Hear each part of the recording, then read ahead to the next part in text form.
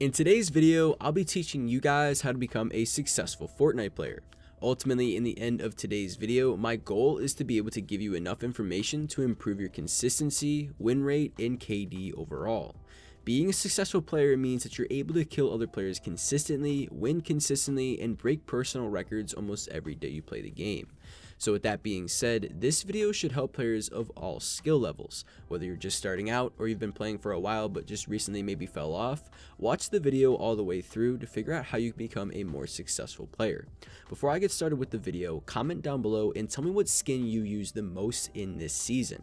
I've recently been using the Red Knight more because I like the red and black colorway on the skin, but I also use the Poise Playmaker as well. Anyway guys, let's get right into the video. Being a successful Fortnite player starts with taking more risks. Some situations offer a high risk for a high reward. For example, if you get into a fight with another player and you lose a good majority of your health, sometimes you need to take shots to drain their health too to give you a chance at killing them. This is a risky play because you're weak, but making the decision to sneak shots in on your enemy could be the difference maker in that fight that gets you the kill and leads to a win. There's too many high risk, high reward plays for me to go over in this video, but the main point I'm trying to make is not to play safe all the time. Yes, believe it or not, there is such thing as playing too safe. So then, are there such things as good risks and bad risks? Well, of course there are. A bad risk would be pushing another team who's stuck in the circle while you yourself are weak. Bad risks offer a low reward. With that being said, when you decide whether or not a risk is good or bad, think about the worth of the risk. Is it going to advance your life in the game and help you to a win, or is it a pretty petty play that should be avoided?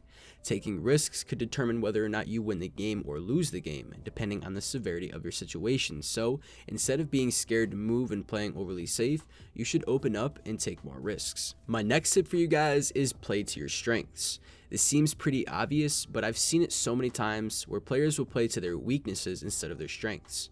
For example, my strength is aiming and game sense. If we were to discuss some of the best builders in all of Fortnite, my name wouldn't even be mentioned, but I consider myself a very good and solid overall player. Using aiming and game sense the correct way will reward me with success. That success could simply be higher kills in games, wins, or maybe even an improvement to my KD. So with that being said, if you're a talented builder, or maybe you're like me and play through your accuracy, you should develop your own playstyle based on these characteristics alone. So if you're someone who isn't a very good builder, you shouldn't get into build fights and force something you're likely to lose.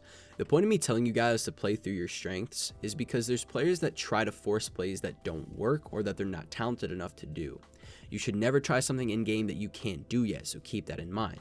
And with that being said, you should practice as much as possible to perfect your weaknesses before you attempt something in game.